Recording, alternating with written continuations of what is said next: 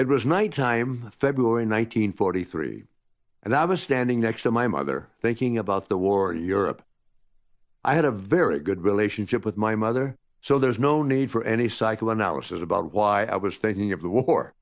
The fact was, we had finished dinner, and she was washing the dishes, and I was drying them, as was our routine. My father, a traveling salesman, was on the road, and my younger brother Jerry had run off to play. We lived in Danville, Illinois, which was about as far away from the war as you could get. Danville was a small town in the heartland of America, and felt very much like the heartland. It was quiet and neighborly, a place where there was a rich side of town and a poor side, but not a bad side. Streets were brick. The homes were built in the early 1900s. Everybody had a backyard. Most were small, but none had fences.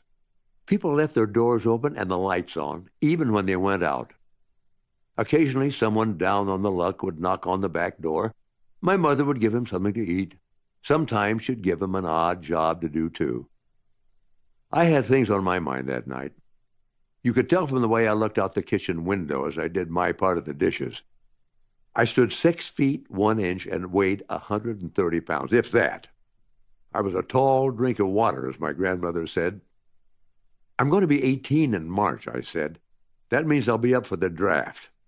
I really don't want to go, and I really don't want to be in the infantry.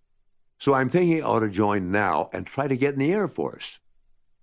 My mother let the dish she was washing slide back into the soapy water, dried her hands.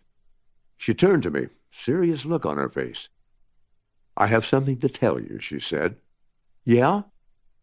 You're already 18, she said. My jaw dropped. I was shocked. But how? You were born a little premature, she explained. You didn't have any fingernails, and there were a few other complications. Complications, I said. Don't worry, you're fine now, she said, smiling. But we just put your birth date forward to what would have been full term. I wanted to know more than she was willing to reveal, so I turned to another source, my grandmother Van Dyke. My grandparents on both sides lived nearby, but grandmother Van Dyke was the most straightforward of the bunch. I stopped by her house one day after school and asked what she remembered about the complications that resulted from my premature birth. She looked like she wanted to say bullshit. She asked who had sold me the bill of goods. My mother, I replied. You weren't premature, she said. I wasn't. You were conceived out of wedlock, she said. And then she went on to explain that my mother had gotten pregnant before she and my father married. Though it was never stated, I was probably the reason they got married. Eventually, my mother confirmed the story, adding that after finding out, she and my father went to Missouri, where I was born. Then, following a certain amount of time, they returned to Danville. It may not sound like such a big deal today, but back in 1925, it was the stuff of scandal. And 18 years later, as I uncovered the facts, it was still pretty shocking to discover that I was a love child. I'm still surprised the secret was kept from me for such a long time when others knew the truth. Danville was a town of 30,000 people, and it felt as if most of them were relatives. I had a giant extended family. My great-grandparents on both sides were still alive, and I had first, second, and third cousins nearby. I could walk out of my house in any direction and hit a relative before I got tired. There were good, industrious, upstanding, and attractive people in our family. There were no horse thieves or embezzlers.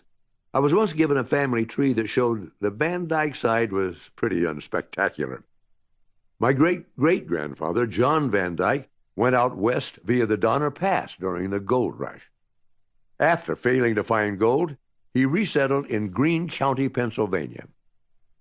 The same family tree showed that my mother's side of the family, the McCords, could be traced back to Captain John Smith, who established the first English colony in Jamestown, Virginia in 1607. Maybe it's true, but I never heard any talk about that when I was growing up, nor have I fact-checked. The part beyond dispute begins when my father, Loren, or L.W. Van Dyke, But To keep listening to this audiobook for free, click the link in the description. It will take you to a free Audible trial where you can listen to this and many other books for free for 30 days.